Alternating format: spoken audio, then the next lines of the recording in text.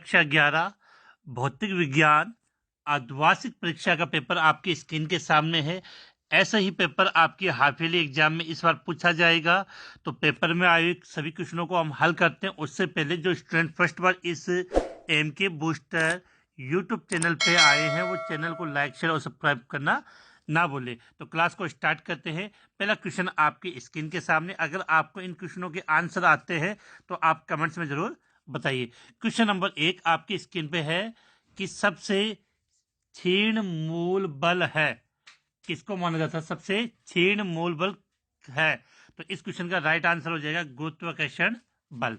इसके बाद question number 2 आपकी स्क्रीन के सामने। पूरक मात्रकों को पहचानिए, पूरक मात्रकों को पहचानिए। तो इसका जो राइट आंसर हो जाएगा वो होगा ए। रेडियन और स्टेरेडियन को हम क्या मानते हैं?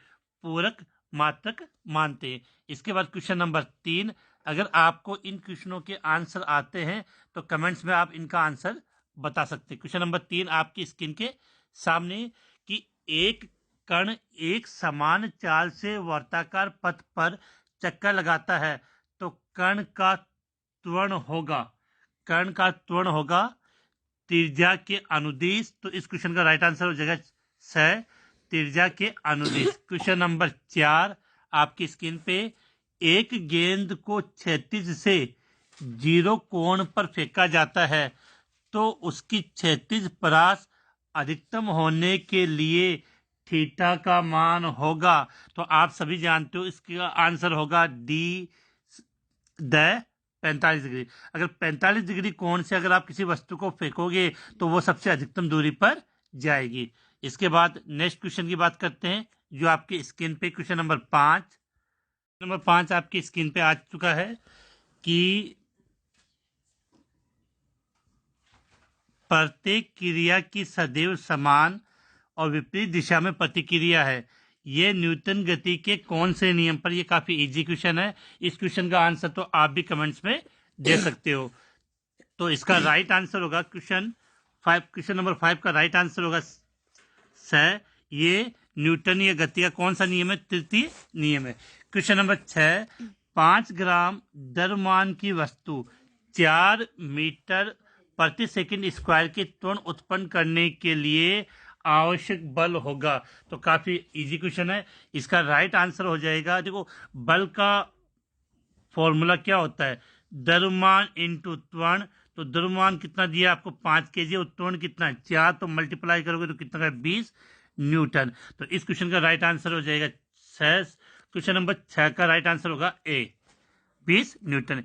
इसके बाद बात करते हैं नेक्स्ट क्वेश्चन की, क्वेश्चन नंबर 7। तो क्वेश्चन नंबर 7 पूछा है घूर्णी गति में बलाघूर्ण द्वारा किए गया कार्य होता है। आपको एक बात महत्वपूर्ण बात बता दूं कि इस बार अपने बोर्ड एग्जाम में भी काफी मल्टीपल चॉइस क्वेश्चन आएंगे, इसलिए आपके हथेली में भी काफी क्वेश्चन इस प्रकार के दिए गए। तो क्वेश्चन नंबर 7 का राइट आंसर होगा ब। क्वेश्चन नंबर 7 का राइट आंसर क्या होगा?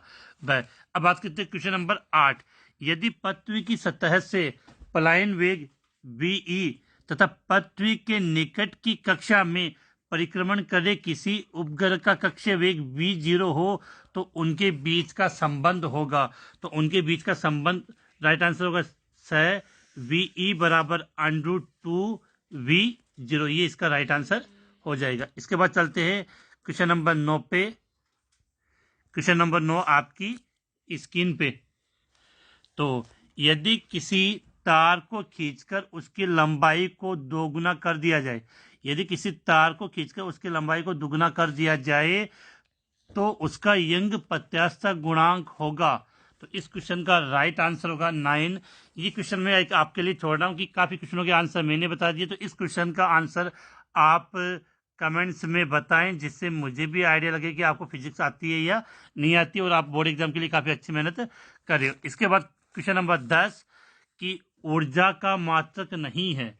ऊर्जा का देखो जूल ऊर्जा का मात्रक होता है, किलोवाट घंटा भी होता है, इलेक्ट्रॉन वॉट भी होता है, जबकि वाट है वो शक्ति का मात्रक होता है। तो ऊर्जा का मात्रक कौन नहीं है? वाट। तो आंसर हो जाएगा ए। इसके बाद अब हम चलते हैं नेक्स्ट क्वेश्चन की तरफ। आपको पता होगा कि आपकी बोर्ड एग्जाम में ये मल्टीपल चॉइस वाले क्वेश्चन आएंगे, उसके बाद फिल इन द ब्लैंक वाले क्वेश्चन भी पूछे जाएंगे। तो इसी प्रकार से आपके हाफ ईयरली एग्जाम में भी क्वेश्चन पूछे गए। क्वेश्चन नंबर 2 में पहला क्वेश्चन आपसे ये पूछा गया है, जो आपकी स्क्रीन के सामने आ चुका है, कि रिक्त स्थानों की पूर्ति कीजिए। ब्लैंक दिया, एक ऐसा अनुमान होता है कि जिसकी सत्यता की कल्पना के बिना एक ऐसा अनुमान होता है जिसे उसकी सत्यता की कल्पना के बिना लगाया जा सकता है। उसको यहाँ पर आपको लिखना काफी इजी है, तो उम्मीद है कि इसका आंसर आप कमेंट्स में बता दोगे। अब चलते हम नेक्स्ट क्वेश्चन की तरफ। अगला क्वेश्चन आपकी स्क्रीन के सामने।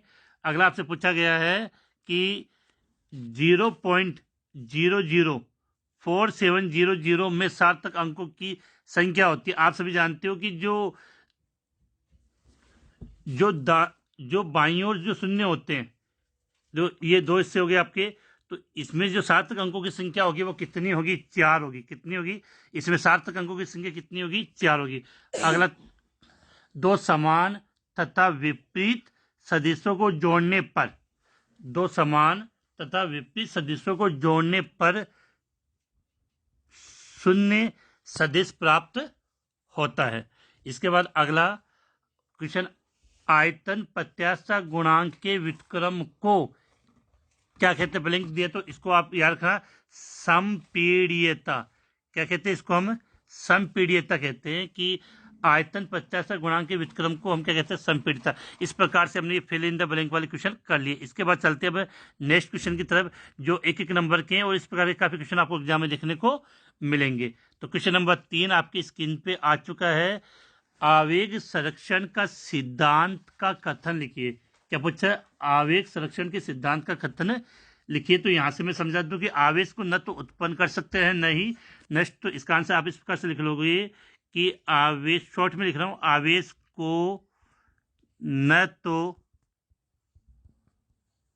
उत्पन्न कर सकते हैं, न ही नष्ट। अगर आपको इसका एग्जाम्पल समझना है, तो आपकी केमिस्ट्री के अंदर होने वाली जितनी भी रिएक्शन होती हैं, वो इसी नियम के आधार पर आवेश सुरक्षित रहती है। इसके बाद चलते हैं नेक्स्ट क्वेश्चन की तरफ। यहाँ से एक बात पूछना चाहूंगा कि आप केमिस्ट्री कौन से यूट्यूब चैनल से पढ़ते हो? कमेंट्स करके जरूर बताएं। और जिन स्टूडेंट ने अभी तक चैनल को सब्सक्राइब नहीं किया, वो जरूर सब्सक्राइब कर दे। इसके बाद नेक्स्ट क्वेश्चन, वाहनों को स्पीडोमीटर क्या नापता है? वाहनों को स्पीडोमीटर क्या नापता है? तो इसका राइट आंसर हो जाएगा तात्क्षणिक चाल। तात्क्षणिक चाल। वाहनों का जो स्पीडोमीटर होता है वो क्या नापता है? तात्क्षणिक चाल नापता है। इसके बाद क्वेश्चन नंबर 5, कि किसी पदार्थ के 5.74 ग्राम का आयतन 1.2 सेमी क्यूब है। सार्थक अंकों को ध्यान में रखते हुए इसका घनत्व ज्ञात कीजिए। देखो सीधी बात है, आपको घनत्व ज्ञात करना। घनत्व ज्ञात का फॉर्मूला क्या होता है? D बराबर m/v।